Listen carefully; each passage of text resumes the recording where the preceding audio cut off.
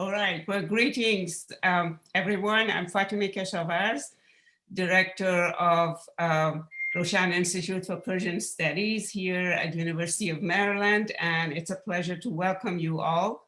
I can see more people coming in, and I can see that many are coming from different parts of the world now, or different part of this country for sure. So welcome wherever you come from and join us this afternoon.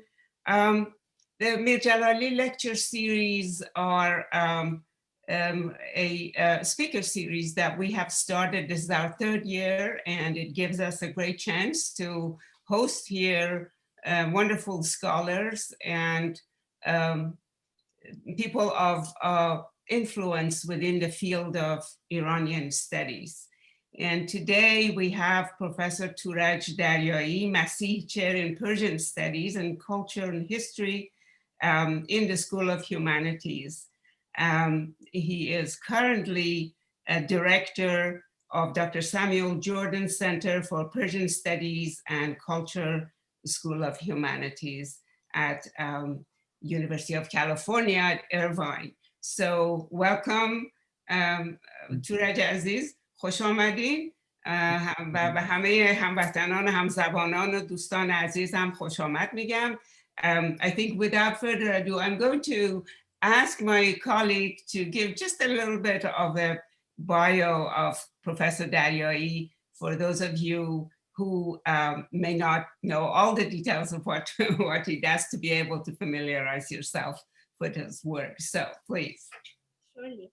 Just to add to what you said, Dr. Daryaee's research has focused on ancient and early medieval history of Iran, specifically the Sasanian Empire.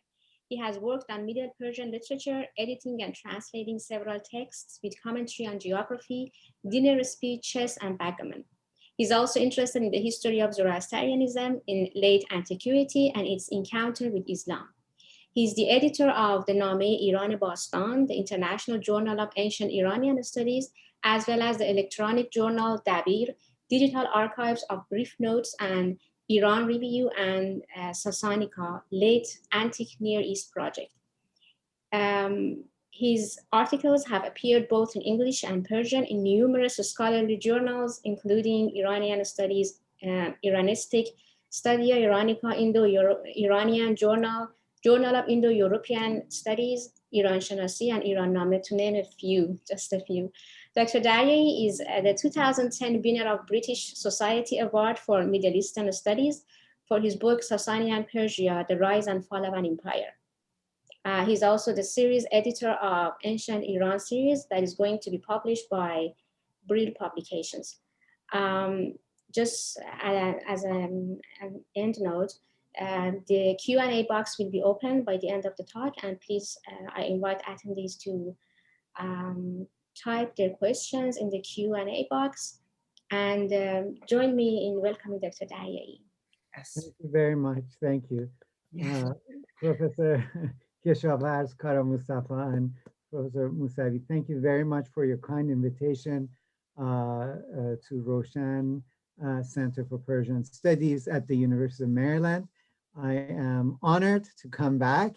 I thought you might have enough of me the first time speaking on Mazdak, but this time I'm back, and I'd like to discuss a topic that I've become interested in and I'm working on. So in a sense, it's a working affair, if I may say so, with the idea and the history of smell, or what is known usually as olfactory, the idea of sense of smell and its study. And that has become, of course, interesting for me as I have been looking back and forth through textual material and everything. And so I hope you're with me and you listen to what I have to say, and hopefully that gives you ideas, because there's so much to do on the history of smell, not only for the Iranian world, but also beyond. While in Europe, of course, things are much far ahead in terms of what is being done for the history of smell. So I just, because of this topic, I named this talk The Perfumed Garden of Iran, a contribution to the history of smell and odor. or boy and gandag, or stench, if you want to call it, which is much more of my, um, again, of what I will be talking about. But I would like to say something about modernity and how we may perceive modernity in Iran.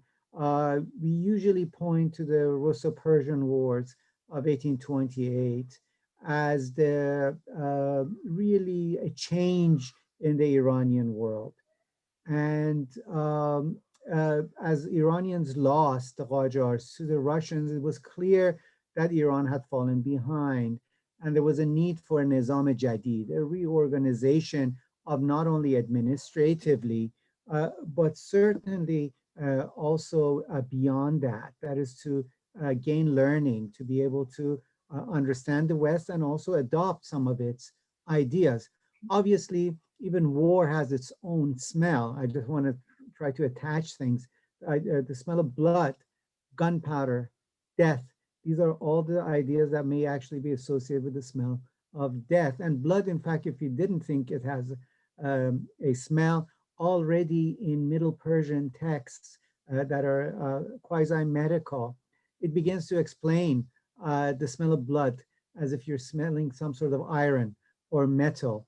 And so, again, it has a long history attached to it. So already in Iran, at the turn of the century, in the 19th century, the Europeans, because they wanted to outdo the Ottomans, and the Persians or the Iranians who wanted to actually gain some foothold and idea of modernity, had reached out to Europe. And so this is the famous painting, probably in Poland or somewhere, I'm not sure, that the meeting takes place between Napoleon and Mirza Muhammad Reza Ghazvini around 1807, where the Persian ambassador reaches to the French for negotiations and for this beginning of this Nizam Jadid, for the military help and whatnot. And in this way, we may say Iran has entered into the modern period. Now, that is in its political sort of international relations mode of modernity, but does modernity can be sense modernity in another way when we're talking about the Iranian world, something that I may know a little bit here or there. Well, yes, with the induction of that, the Franco-Iranian world, and Iranians reaching out to Russians and the French and so on, smells of modernity also entered into Iran. And so, in a way, the first perfume shops on the Champs-Élysées of Tehran, Lalezar, maybe sort of the beginning of this new smell, the smell of modernity. The perfumes that are not traditional perfumes of Iran enters Iran as well. And that is something that we can be mindful of. That is the smell of modernity on the streets, how it would have been like. Thanks to Professor Meftahi, I was given these documents from Bon Marché, one of the stores on La Lazar, but she tells me there was a Russian one and there was a Dutch one that brought European commodities, including perfumes, on this beautiful street of La Lazar, as it was the place to be in the late 19th century. So in that way, you might also think of modernity in terms of its smell on the Iranian plateau, or basically starting in Tehran. Another way that you could smell modernity, obviously, was of its technology. What the Iranians called gar, or in Persian, mashin dudi, the first one in Tehran. Obviously, it's called mashin dudi because it carried dud as it smelled, right? So the odor of the dud, or you might say, from the exhaust, or the burning of the wood, would have brought another sense of modernity, that something is new and it's different from the past. So we can also see this in the introduction of the gar into Tehran, perfume and the exhaust at the same time, approximately. So these are things that have been, on my mind as I'm trying to talk about actually antiquity, but modernity keeps pushing me to think of, how things change today. If you have lived in Iran or been to Iran, or any other probably traditional market in the Middle East, you know that these small baqalis, shops, carry their own smell. if I ever get to go back to Iran, when I do, when I pass a bakali, one of these shops, I always go in because as I breathe it in, I am transported back to my childhood. It gives you a sense of place and of a time, and it can whisk you away from the time that you're living in. And of course, what does modernity do? Modernity can be seen in the modern supermarkets in Tehran and in Iran and everywhere else that we live in today, right? That is the stripping of the traditional smells. If you walk into the supermarkets, what smells do you get? Almost nothing. They've sterilized the place in a way that you cannot sense of smells, as opposed to the bazaars, for example, where you would go and you can smell actually alleys where things are being sold based on their smell, or these traditional small bakalis. So in that way, that's another way of, I think of history of smell and modernity and the time before it, which approximately are these stores may be the end of that period. But I'm always transported as a child, and it gets me a little bit teary when I think of the poem by which was sung by Farhad Mehrad, بوی عیدی، بوی توپ، بوی کاغذ رنگی، بوی تند ماهی دودی وسط سفره ماهی. Or when he says بوی اسکناس تا خورده لای کتاب، بوی گل محمدی، بوی باغچه، بوی حوض، عطر خوب نظری. All of these are this last stage of the Iranian sort of traditional smells as it enters and encounters with modernity. And I think in the song, he's basically thinking, hearkening back to that beautiful smells that existed, as opposed to what he sees now, obviously, as the smells of modernity. So having said some of this, I should say there are, of course, not so pleasant smells that make you think of places and be transported. I sometimes sit with my son and daughter outside a few times there. It's rained in California, which is rare. And then what we see is sometimes because of the rain, the sewage smells a bit. And I breathe it in. And I say, oh, this smells like Tehran. I'm transported back to my childhood. I know it may not be nice, but still, stench can also send you back in time and to places that you love. And so it's not only good smells that can do that. So each smell can transport you and put you in a specific location, including its time. But most famously in the Iranian world, if we ever want to think of a smell that is famous and for the past 1,000 years, whether you've been in Bukhara or not, can still know it, is from the time of the Samanid rulers, right? Nasr ibn Samani, which we're told this beautiful story of he's in Herat, he's going in the west, and what happens is, they ask Rudaki to please play something and give us a song to make him do something and leave. And he, of course, does the famous song of Buye Juye Muliyan Ayat Hami, Yadigar Mehraban Ayat Hami. And we're told that the Samanid ruler gets on his horse without his belonging and goes straight back towards home. So even the mention of the smell of this Jew, this river, this Berke of Muliyan, reminds him of his homeland, and he loses himself and just goes back. I think this is beautiful in terms of the power of a smell and what it can do in transpose you and transform you, even in the early medieval Iranian world. Yeah. So smell and memory. But having just given you some ideas that as I was writing or putting this paper together, I, of course, consulted with the studies on olfactory or smell. And I think this book by Constance Classen, Aroma, The Cultural History of Smell, is one of the, I think, the hallmarks of olfactory study, which she really, I think in the 90s, at least in its English version and probably before that, had transformed the importance of smell and aroma for the study of history. And this is, I think, the sort of the definitive book and the first book to have that I did look at in time.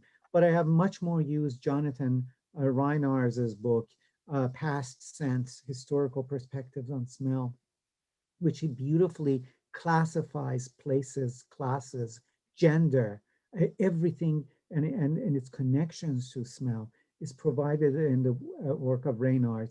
And he has a bit on Iran as well, which is quite fascinating. While most attentions are to Europe, in Reynars's book, there are a few mentions of the Iranian world and other places. And that, I think, makes Reynars's book, of course, much more current and very interesting to me, who I used heavily Reynars's work for classifications and so on. Now, for the Iranian world, I thought that there hadn't been a work until Dr. or Professor Shervin Faridnejad in Berlin pointed me to this really amazing book by Navid, Aromata in der iranischen Kultur, that came out 10 years, 11 years ago. And the book is a copious book, about 400 pages, 340 pages, where it goes to classify all of the incense fragrances that are common in the Iranian world, at least for the past 1,000 years, and perhaps more. His interest in, of course, is Perso-Arabic literature more and more of, post, let's say, Sasanian period, where amber, musk, gulab, rosewater, kafur, camphor, sandal, oud, za'afaran, saffron, they're all classified and studied in this really fascinating and fabulous book. Of course, the issue is it's written in German, so its reception has been far less because of the language that is used. But it's, I think, the most important tool for the study of Iranian or aromatics in the Iranian world. Now, having given some of these preliminary studies to look at, what I would contend in my talk, and I would like to write it in a way, is that when it comes to olfactory in late antiquity in Iran, the Iranians had set up their own very interesting and very sophisticated, and I'm not saying this because I'm Iranian, but a very sophisticated system of smell, which transported them to specific realms, to state of mind, but it also was much more complicated than that, in that it detailed classifications in the Iranian world.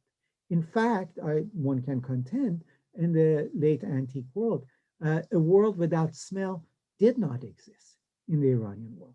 It was actually not there. This idea of anosema or anosemia that we talk about, that is the loss of smell, never existed.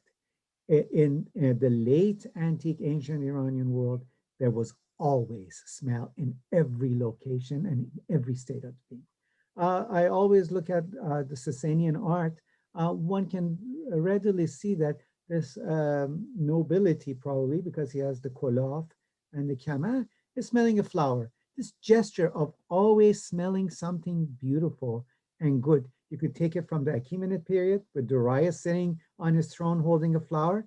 This is a traditional gesture of Persian gesture of the ruler smelling a flower, all the way to the Sasanian, and then you find it in the Islamic period, you find it in the Ottoman period, and so on, where the Sultan is smelling the rose, and and flowers become very important. But this idea of a world without smell does not exist, I would contend, in the Sasanian and the late ancient Iranian world. Now, why would I make such a contention? Because in the Mazdaean, in the Zoroastrian world, there is a clear duality of existence. And there's an opposition between the two. That is the world of the good and evil. Obviously, we know this, but this good and evil goes to every aspect of life. And so, in the sense of smell, entire cosmos, the world, is also predicated on this vision of the world of perfume, boy, beauty, good smell, and stench. So our sensories are clearly tells us who we're dealing with, where we are, in what state of mind we are. So in Middle Persian, the term for fragrance and smell is boy, which today, of course, we say bu, which means smell simply, but it means a fragrant smell in its old Iranian term, versus gandag, and we still use gand today in the sense of stench. And this goes all the way back to the Avesta. As early as the first millennium BCE, we're using these terms in its Avestan and then also in Old Persian, gasta, which is from gandag. We have this ideas of smell already indicated there. I think by late antiquity, there is a clear up, this duality is presented in text. So, for example, evil in the Zoroastrian tradition, of course, is thought that not to be here physically, it doesn't exist, but you could smell it. In fact, when they discuss hell, and we're going to see, hell is a cold place, unlike the Christian hell, which is fiery and hot, but it's also stinky, the smell of stench. And in every time, what is emphasized as why hell is bad is because it's stench, because of it stinks. This we can see from this sort of Zoroastrian text. This is a Persian translation of a Zoroastrian text called the Ardavirafnamak. In its Persian form, it's Ardavirafname. And it is about the story of Ardaviraf, who takes a journey to heaven, hell, and a place called Hamistagan, like a purgatory. And here is an image of heaven. And I just wanted to use that as a visual, but I've used another Pahlavi text, a Middle Persian text called Vizadagi Hay Zad Spram, which I mentioned before, that it mentions that the smell of blood smells like iron, like metal. In fact, it tells us. It says that in heaven, the bodies are perfumed as such, and they have the mixture in their body, much fragrance, where they smell musk, amber, and camphor, kafur, arises. So in a sense, they're telling you the heavenly realm would be a combination of places of a musk, amber, and camphor.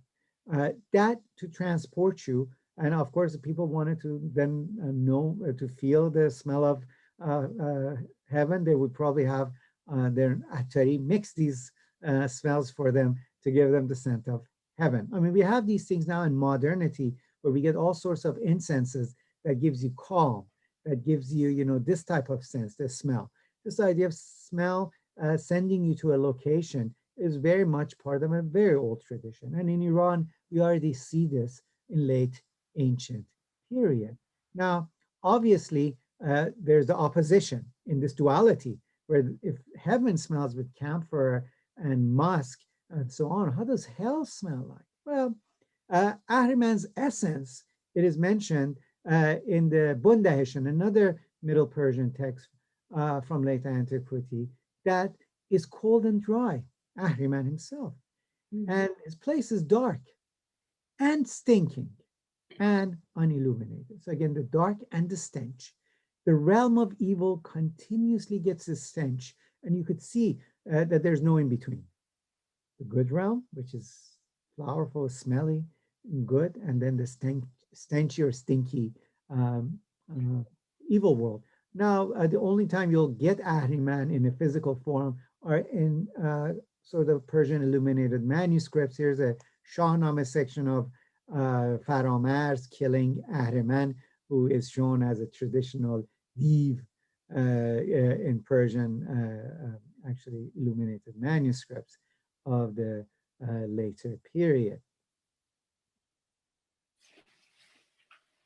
And if you are interested to know how the Mazdaean hell is like, again, we have plenty of interesting attestation. And again, you'll see that invariably smell plays a part. This is another Zoroastrian text of Ardavirafnamak. This is probably hell, that somebody has been suspended from its foot and the snake is going around it, and some sort of demonic being is either sawing it into two halves or torturing it. And this is a mental, actually, projection. It's not really physical. But it says in the Bundahishan, though, not in the Ardavirafnamak, regarding hell, it says, you can grasp its darkness in your hand. It is that dark. And cut its stench with a knife. That it's so much stench that actually you could actually kind of feel its stench. It's really interesting.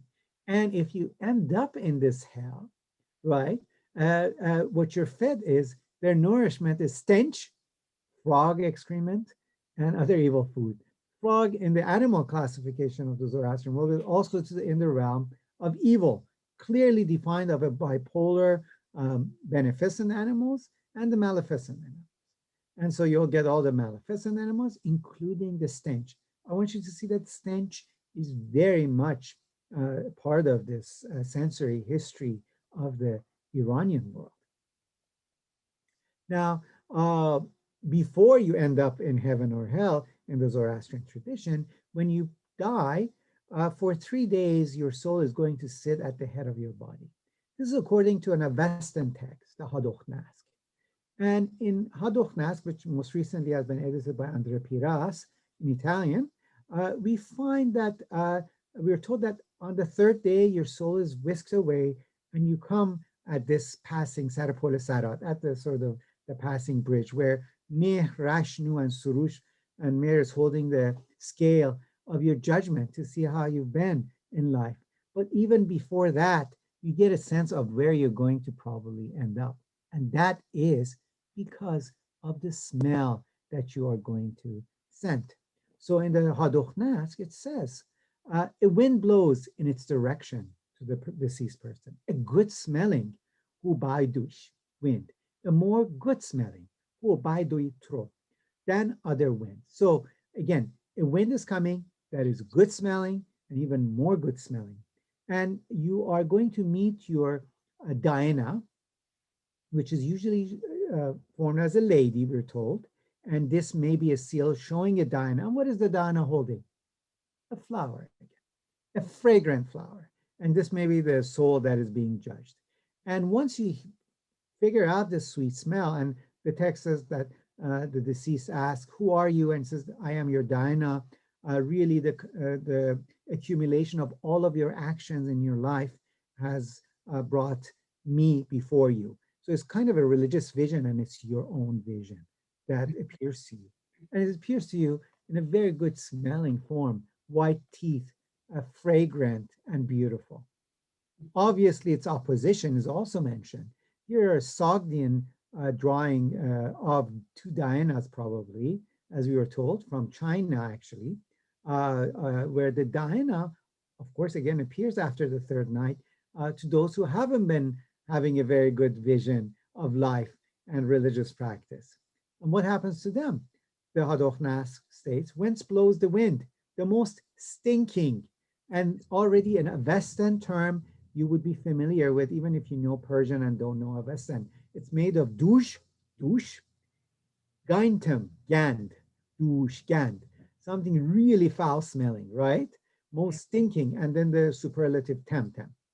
Wind, which I have ever inspired with my nostrils. So you really know that the stink that is coming, that you have done something bad and your Dana is going to be not very beautiful, not very pleasant, and you're in the realm of stench from then on, okay? So again, this opposition clearly shows itself in the afterlife.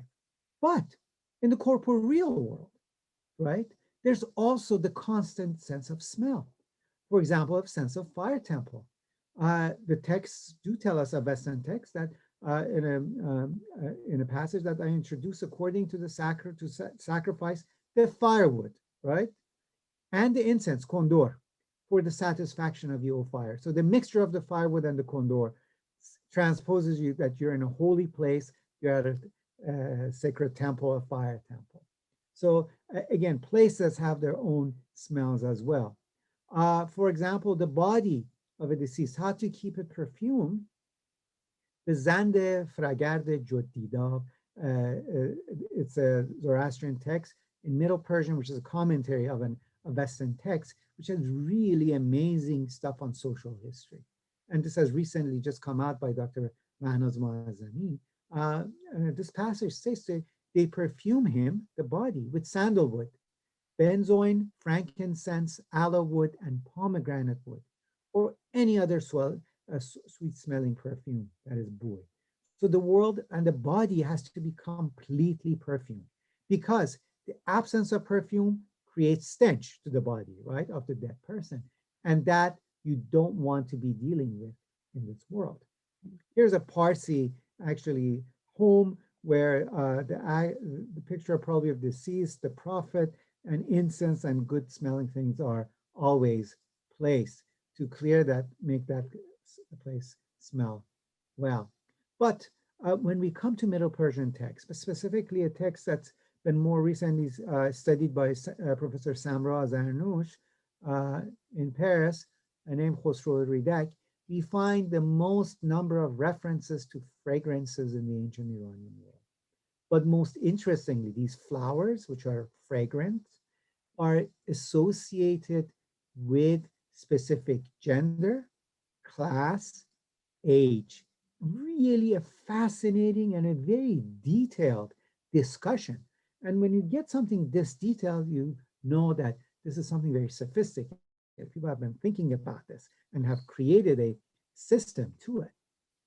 So let me just, on women, which gets the most detailed treatment, which is in itself very interesting. Passage 78, the scent of the yellow jasmine is like the scent of a noble woman.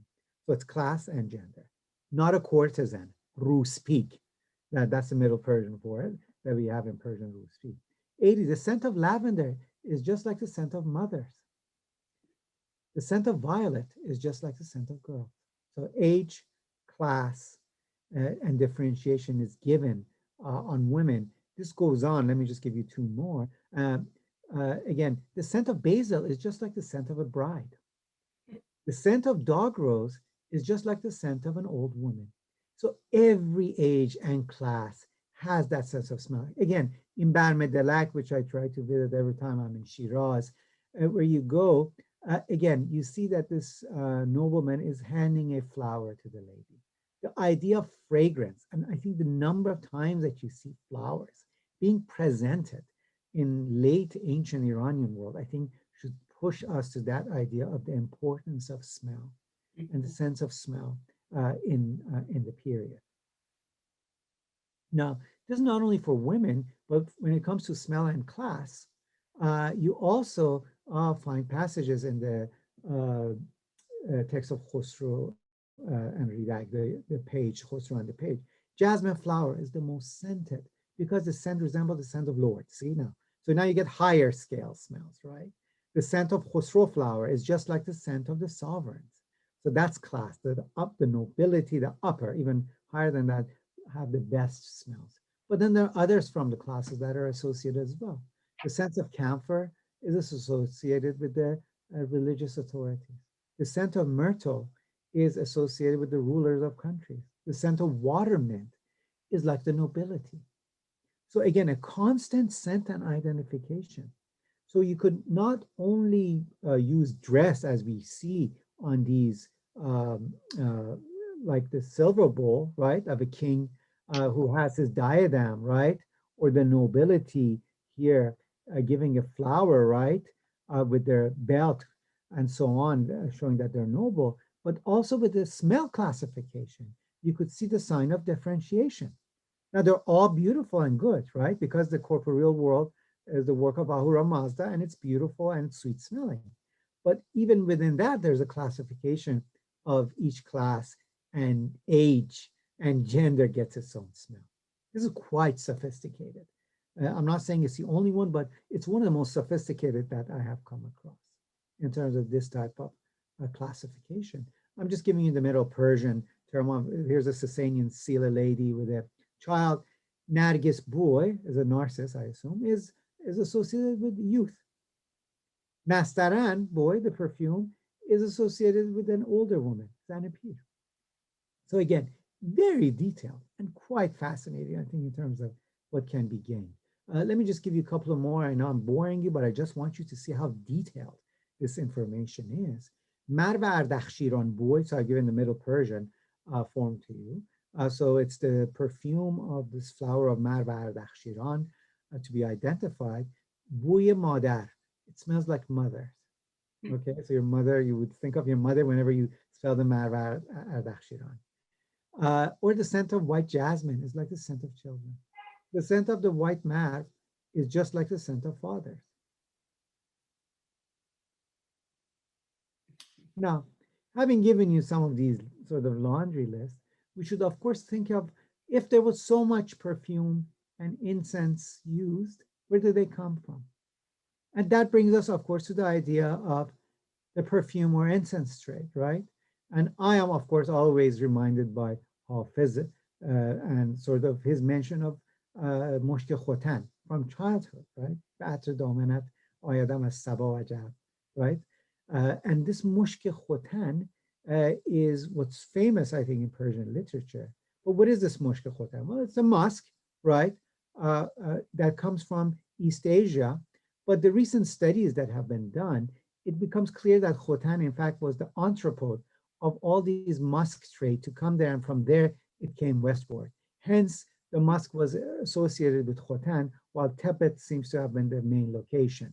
And we know that the Persians or the Iranians associated with China very well, because in the Judo-Persian letters that have been found, the earliest specimens of classical Persian now, this musk is called probably Buye Chini, Chinese perfume. So it tells us where this perfume is coming from, this musk. And it's quite fascinating in terms of trade from the East. But we talk about sandalwood, maybe aloe, and musk from the East Asia for the Iranian world. And this, a recent book by Anya King, Sent from the Garden of Paradise, Musk and the Medieval Islamic World, is really amazing. This is really a great book that has been written on the musk and its uses in various ways in what she calls the Islamic world. So that is the East Asia. But we should not forget that there was another place that incense and other fragrances were coming from. And I think the best place to study that in the context of Iranian world, but understand it, is the book of collected articles, Perfumed Garden by Rika Gizlen, who published it in 1988.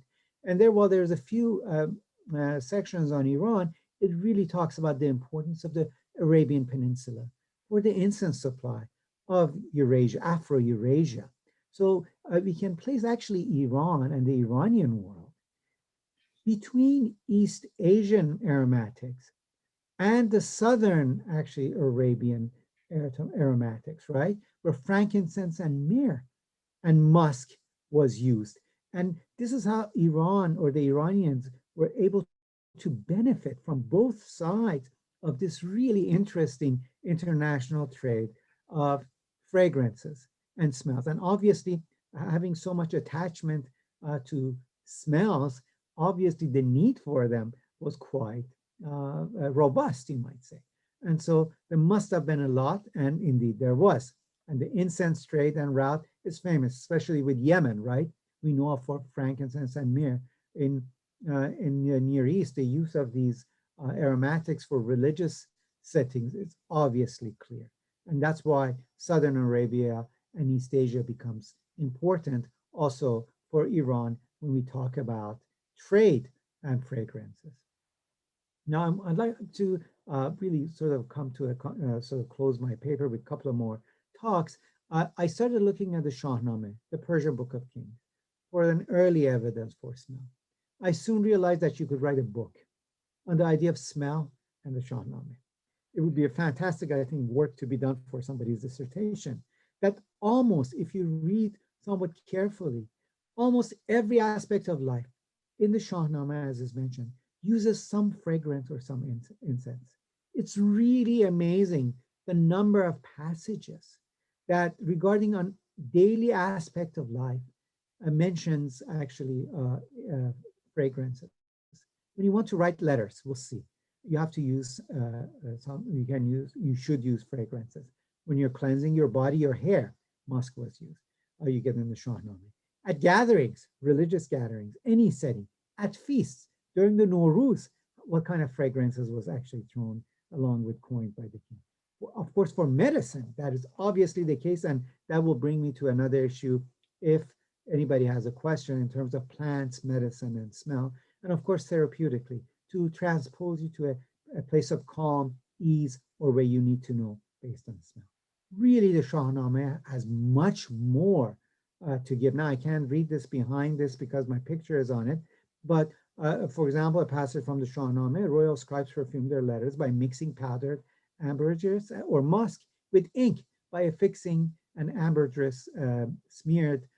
This is something that we do with our johar today with our ink, if you're using ink pens, that they sell with actually fragrances, which is really amazing, I think.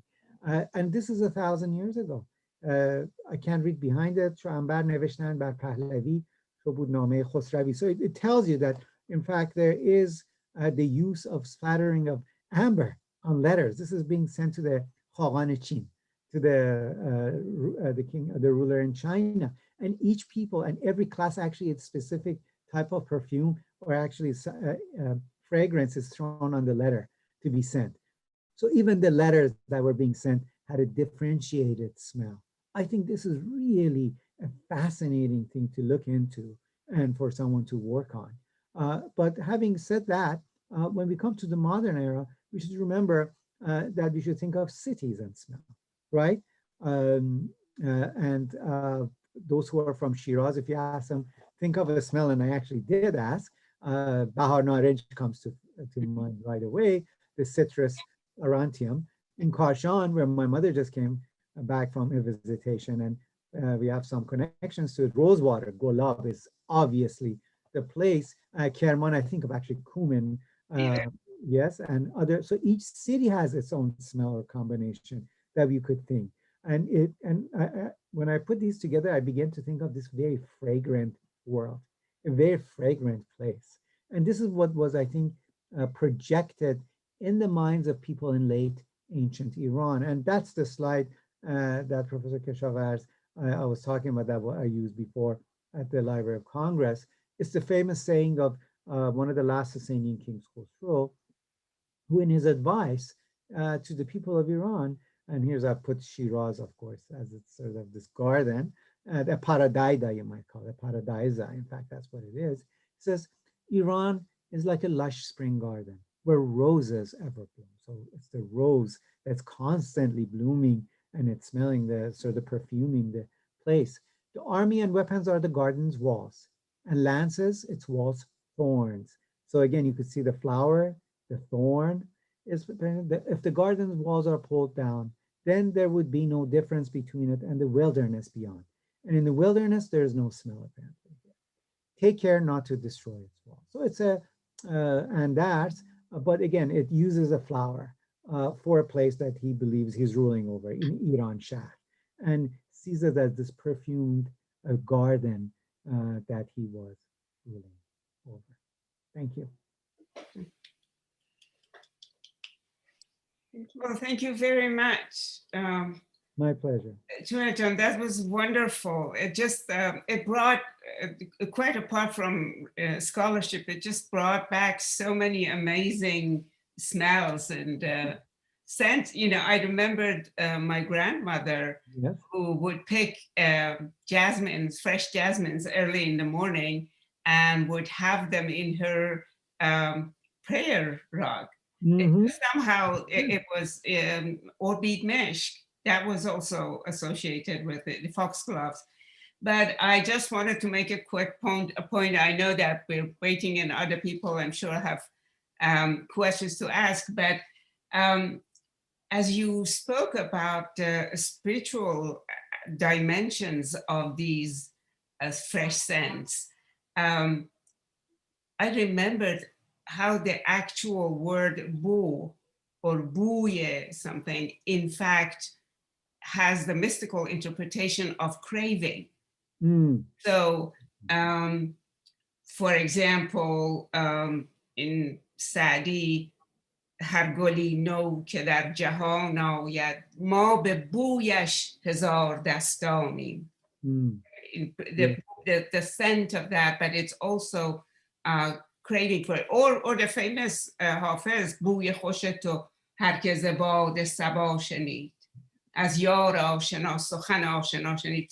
So you actually have Bad Sabah, whose main job is carrying these scents between the lovers. So I can see that you really have your hands full, so you may not have room in your work to pay attention to the mystical dimension of things, but really, it is very much, and it has reached us, you know, up until pretty recently, which is. I'm happy, Dr. Keshavarz. I think this, you know, the Europeans have begun this program of Odor, which has gotten funding from the European Union. It's quite fascinating. I think there should be a similar project, and I'm thinking of doing this, of a Odor Iran, where actually scholars of Persian literature, art Yes. history, archaeology, Yes. collectors of perfume boxes, and so on, physical and literary and artistic, should all, and philologists come together and sort of create a project of smell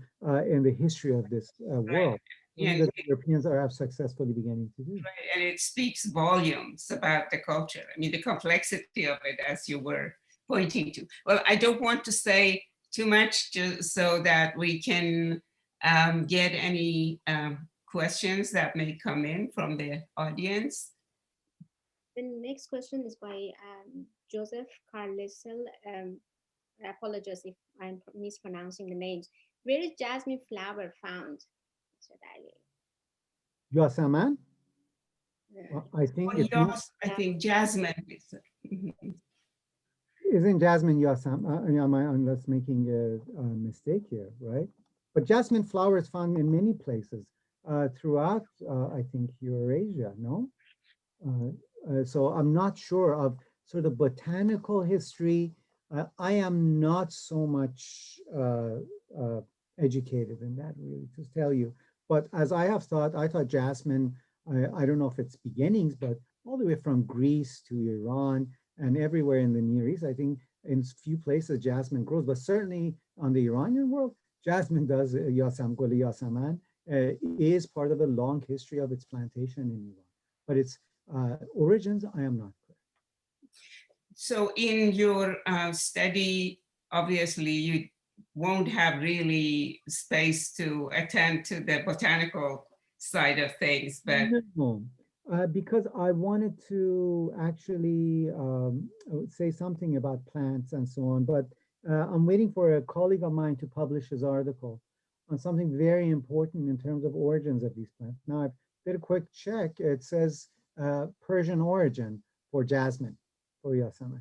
mhm. So it may be originating from Iran. That's why we get its mentioned so much. But again, that is a different sort of location. I would simply look on Encyclopedia Iranica, and really I had a friend, you might say, a colleague, Houshang Khan Alam, who worked for the encyclopedia close to Meidun Koch, the Encyclopedia of Islam, and he wrote for in the Encyclopedia Iranica. All of the flora and fauna mainly are written by him. He died about 10 years ago. He was about 95. Really a learned person, extraordinary man who has written all of the Encyclopedia Iranica flora and fauna. So until he was alive, you could just do a search on Encyclopedia Iranica and see all the evidence that exists, and he exhibits them, Western, Eastern, and Iranian. The next question is by Professor Levlin Jones. It's rather a long question. I could allow you, Professor Jones, to... Yes, Professor Lloyd Llewellyn-Jones from Wales. It would be my absolute pleasure and honor. Sure, I just lost them, but I'm trying to find them again in the list. He's a professor, he's an expert on Achaemenid history. And his book on ancient Persian should be coming out next year. There he is. Okay, so Yes, yes, indeed. Thanks for the plug, Touraj. Hi. Touraj, John, that was fantastic. You know, like you, I'm always looking for the evidence of the lived experience in ancient Iran. Mhm. There are two things I'd like to draw your attention to from the Achaemenid period, which I think might be of interest to you, because I think, you know, we can push back. We can, you know, and what I love more and more about your work, as I get more and more familiar with it too, is that I see the links very clearly, you know, and that we can push back further. So the first one is the idea of stench. I think it is there in the Achaemenid period, and I think we can say that there was quite an active perception in the Achaemenid period of the idea of purity uh, over disgust, or the impure at least.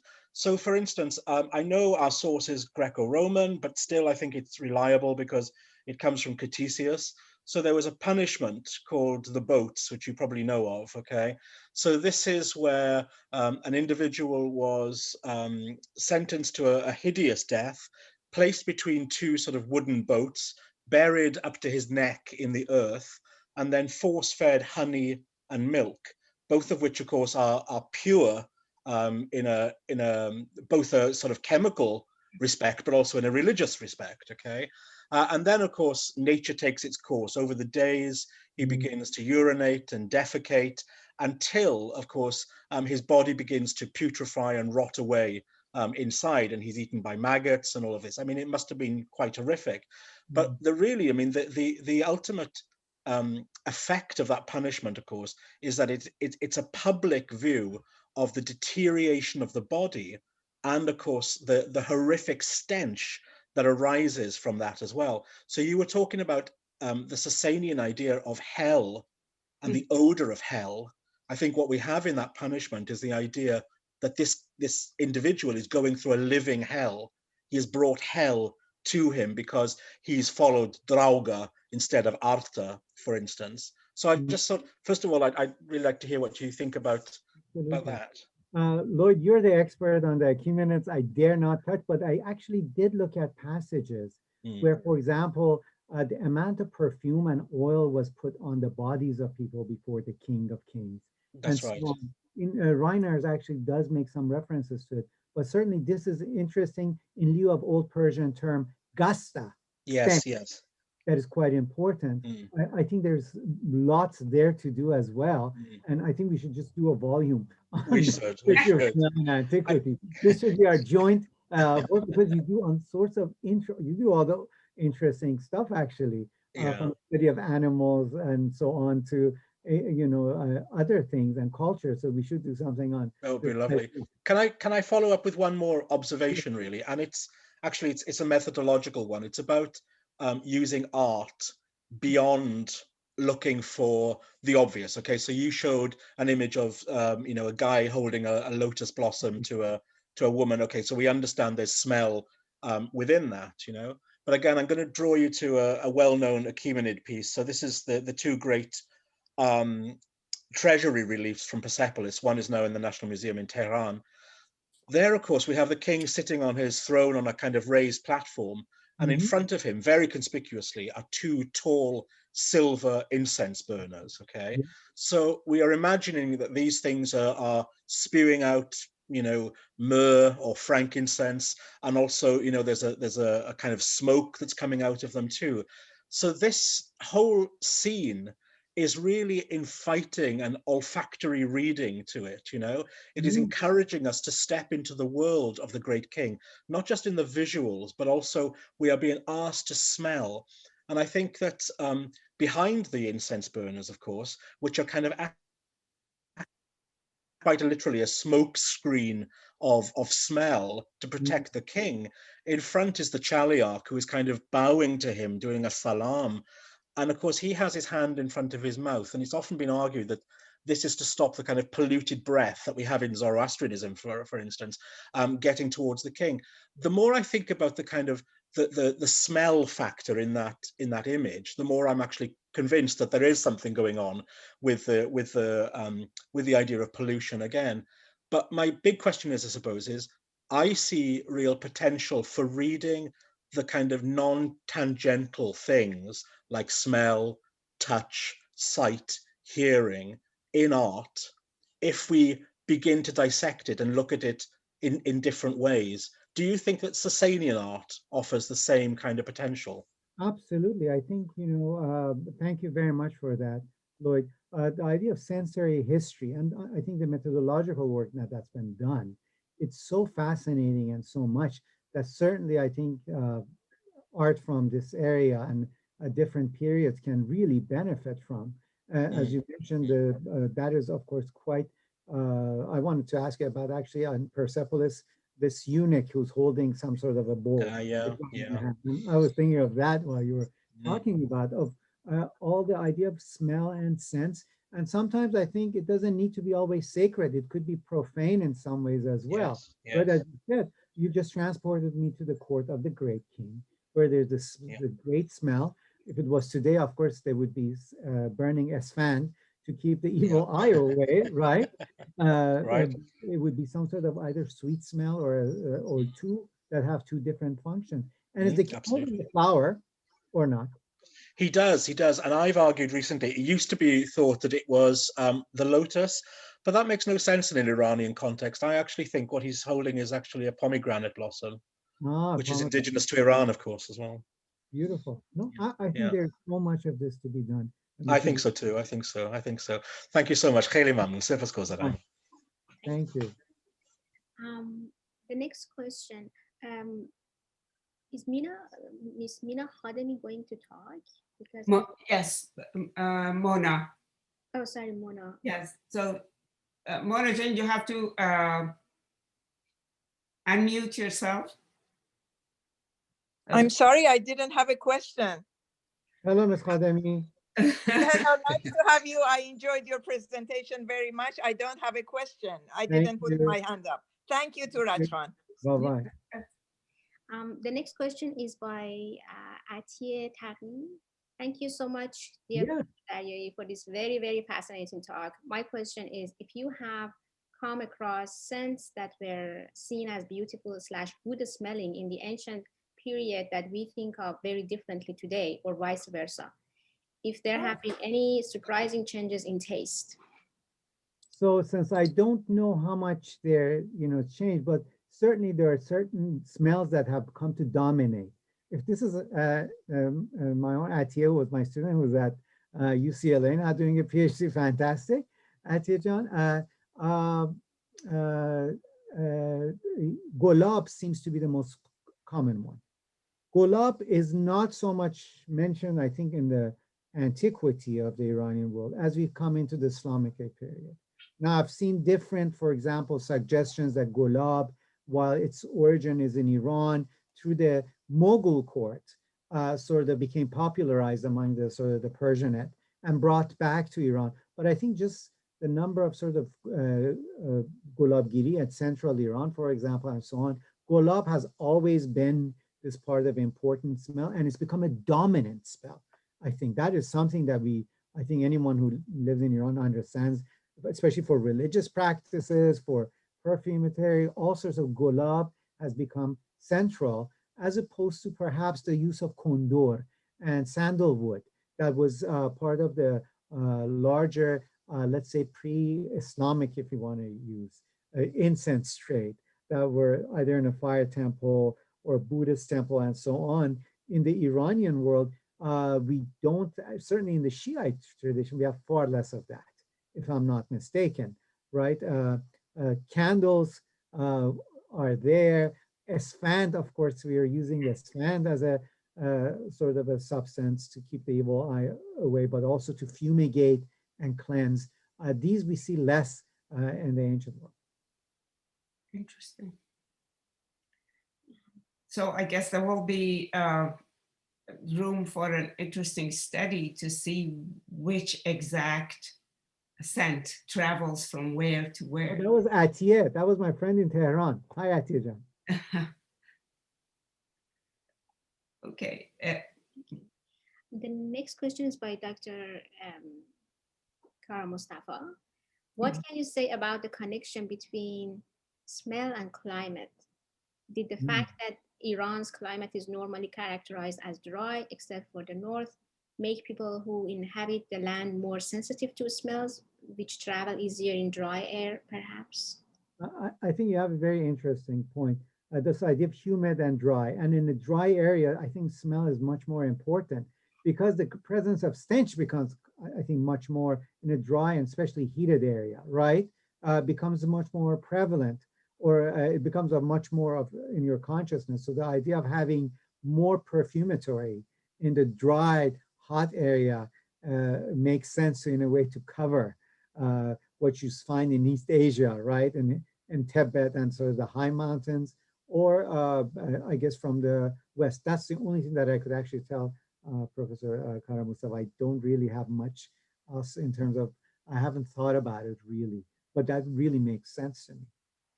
Then the next hand is raised by Judith Lerner. Oh, Judith John.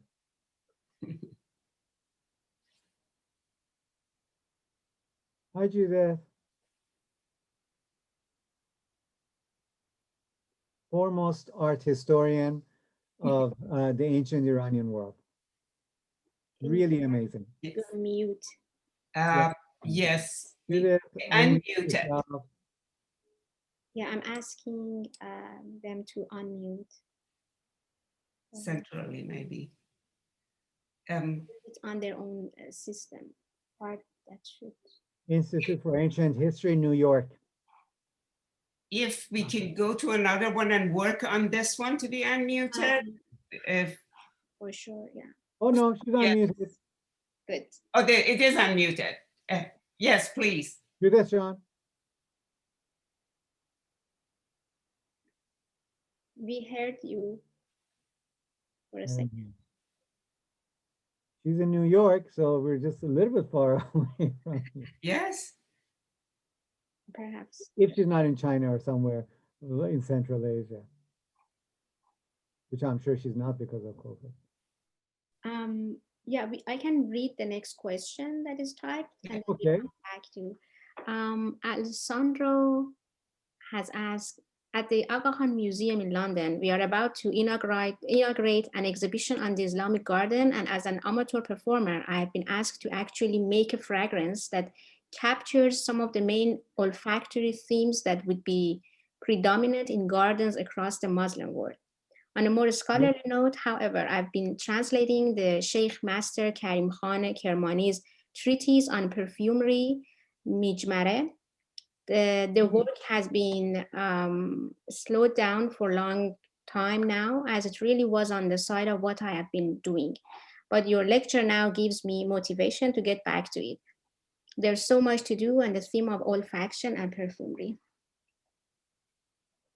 I agree. I completely agree with you that there's so much. I'm really excited that you're doing this. Yes, I think there are a number of books on distillation and so on that you've already have mentioned from Arabic and Persian tradition that I think it's amazing. And I hope you pick a couple of fragrances. I mean, modern Iran, you can still go and have fragrances made as you can go in Paris. It's usually that we romanticize Paris, obviously, when we go into these specifically chic boutique fragrance shops that they put together. But the same thing has been going on, of course, in the Middle East as well for a while. But thank you. Best of luck. I would like to know how that goes, Alessandro. Shall we try Ms. Judith Lerner again? Maybe she's... Judith, John. I can disable them and enable. See if this time. Now I'm again enabling them. Yeah. Okay, it shows you on mute. You can talk. I think she has unmuted. There may be some other technical issues. Judith, John, you are.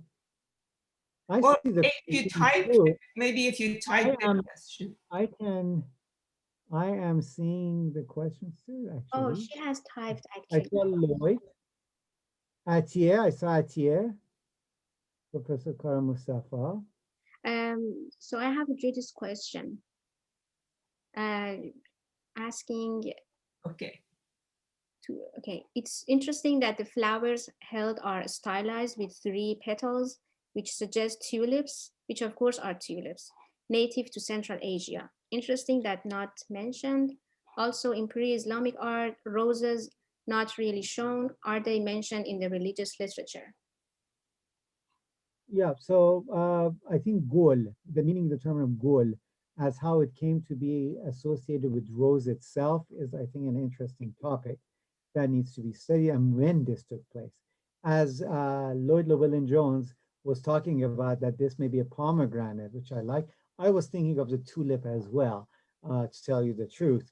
And one of the earliest articles that I remember actually on the history of tulip, as it appears, is by the late Pur Dawood, Ibrahim Pur Dawood, has written a wonderful, actually Persian article. And its movement from Central Asia to Iran to Turkey and so on, because today, of course, it's Turkey and it's Netherlands, I guess, the 2 places that one would imagine when you think of tulips as the places to belong to. But it very well be. But Judith is an art historian, so her eye is 100 times better than I, as someone who dabbles, wants to dabble in sort of artistic stuff, but is just a straight out historian. So I would actually rely on her in that way. Mary Nejad is asking, are there any texts survived in Persian about olfactory and making fragrance? Absolutely, absolutely. I think we have a number of texts in Arabic and Persian, I think, because the Persians wrote in Arabic, but Arabic was the language of culture in the medieval period. So there are texts, I think, a number of them.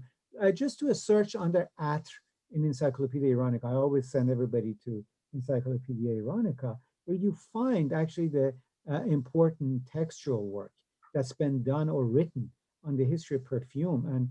And Dr. Kanikan, who Alessandra probably knows this very much of these texts. But these are philosophers sometimes that talk about perfume. So the list is there, and you just have to do a search on it. Leila Sadiqi Beki, great talk, Dr. Daryaee. Is there an article about your talk that we can access? No, I've just started working on it. So what I did is actually I've spent this past couple of months reading through olfactory and history of smell, and just thinking about it, every time, and it's something whisks me away, like Farhad's song, or sometimes, Reji Mulyan. I am just in the process of making it, but that made me think of doing a little article for someone's festschrift, just as I was preparing for this today. So it's in the process of writing. I haven't done so, but as I mentioned, Navid's book is really important, but it's in German. So that's something. And then Clausen's book and Reinhardt's book are very good sort of methodological discuss these matters. For Iran, it's Navid's book actually that is really central, if you know German. Back to So we have the privilege of being the first ones to receive the next the topic and title of your next research. That's wonderful. Thank you. Armita, I allow you to talk.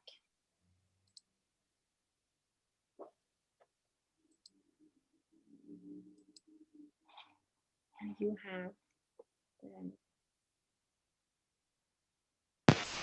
Hello.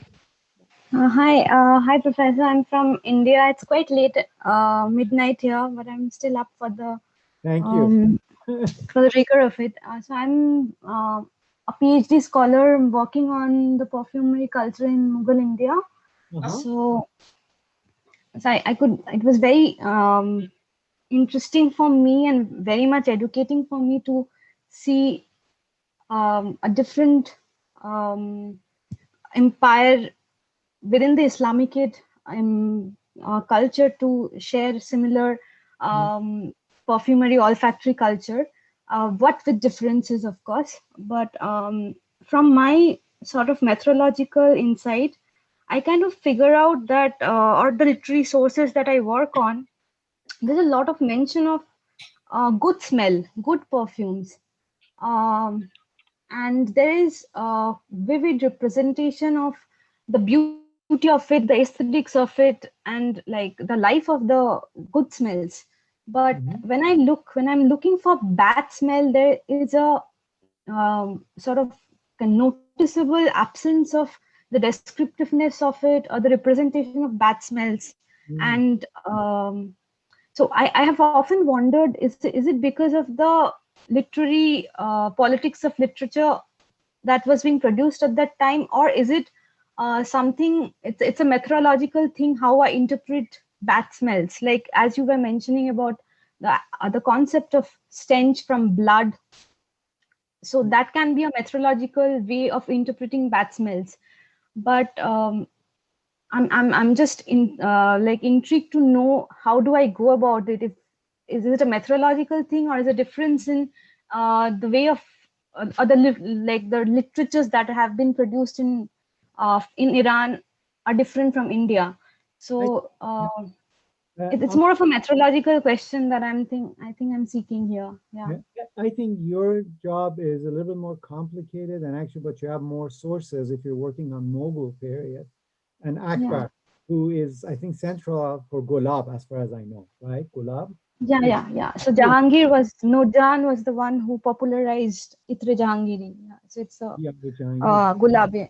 Exactly. And so, and India has its own smells, but I think this dualism in the pre-Islamic Iranian or the Mazdaean Iranian, let's say, worldview, where the good smell and the stench has to be presently mentioned at the same time is the issue why they appear so much.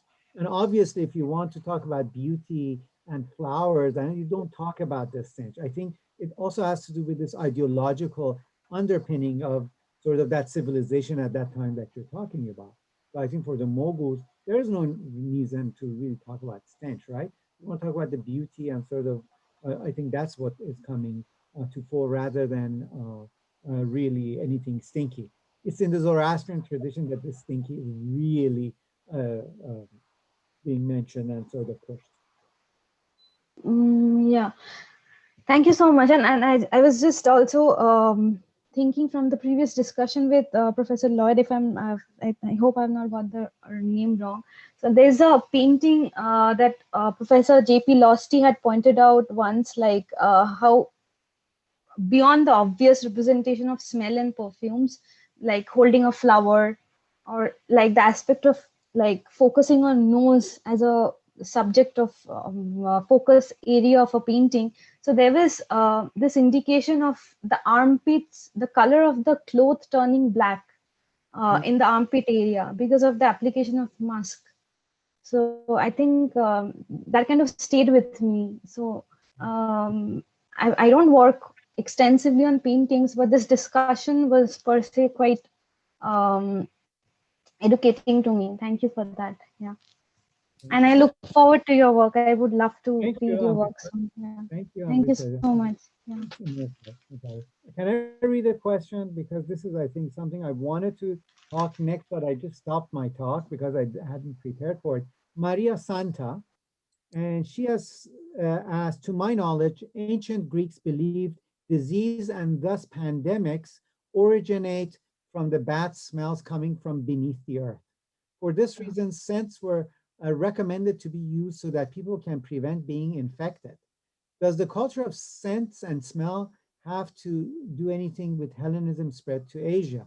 So interestingly, in the Iranian material, Maria, the earth is sacred, and so there's no bad stench coming from it under it.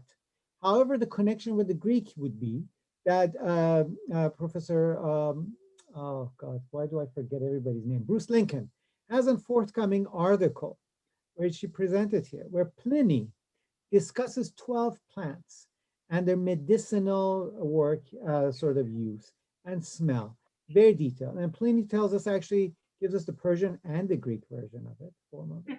And we think this may have to do with the Magi. And people who were, and of course, in Greece and Asia were thought of as knowing magic, being able to heal people, being able to change, alter things, right? Magicians and so on, in the Western imagination or in the Greek imagination. And the contention by, I think, Lincoln is that while they were working for the Achaemenid Empire as part of the practitioners of religion, and they dwelt in these plants and history of plants, they were well sort of, funded. Once they lose that fund, what do they know? They know the medicinal use of the plants. They know how to sort of what they work for. And in fact, they take on that magic sort of doctoral sort of position. And that's not why Pliny knows them as such, because they become practitioners. They're the ones who know about plants. They know about healing, and it becomes sort of a Mazdaean, actually, a forte of these priests who can heal people and know the qualities of them. So Professor Daryaee, would you like to take over the questions, because we are getting close to 5:30, and I also invite our attendees to type their questions in the interest of time. So we are now no more receiving So the one more question. I'll take one or two. Mitra Zamani, when the distillation to get perfume started and which nationality it started? Well, I really don't know. I think this is a ancient trait that places that flowers grew, they figured out to distill sort of these flowers. Obviously, in modern Europe, the perfumery takes it to another level, right? So that's the break to modernity. But in Iran, we know that this was used probably in Greece. It was used in Rome, in Anatolia, India, obviously, and China and other places. I think all civilizations, these ancient civilizations that were in contact and existed, knew how to distill and do perfumery as such. But I know modern day, for example, gulab. My mother just came last year, brought a crystal, really, it's so beautiful in a packaging that came out of the latest stores in Paris, which was gulab. With gulab kashan was being sold as exorbitant prices. So they're being commodified in a way that it wasn't done before. So that is another sort of stage of modernity. Interesting.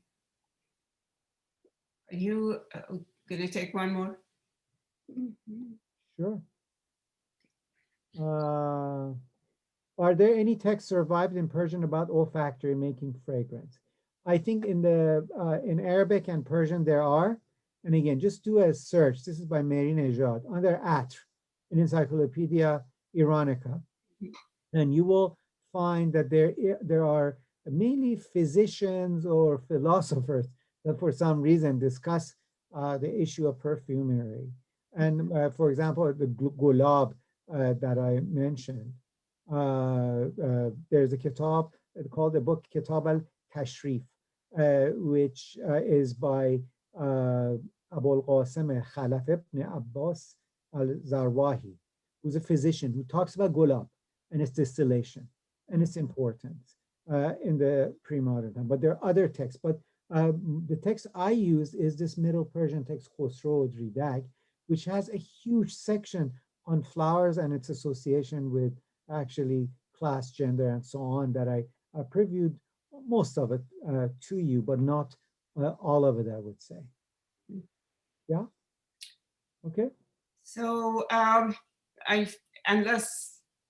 think I'm going to let Professor Daryaee breathe after answering so many questions. Thank you so much, Touraj, for this fantastic presentation, amazing topic, and for giving us a peek into your upcoming scholarship. And we look forward to seeing all of this appear in print. And thank you again for being with us. And thank you very much for your invitation. Yeah. Dr. Keshav, Thank you. Thank you. It was a pleasure to be here. On behalf of Roshan community. Yes, that's true, because they can't speak, their mics up. So thank you on behalf of everyone who's present here. Thank you. Thank you very much. Bye-bye. Great weekend, everybody. You too. Bye-bye. Bye, everyone.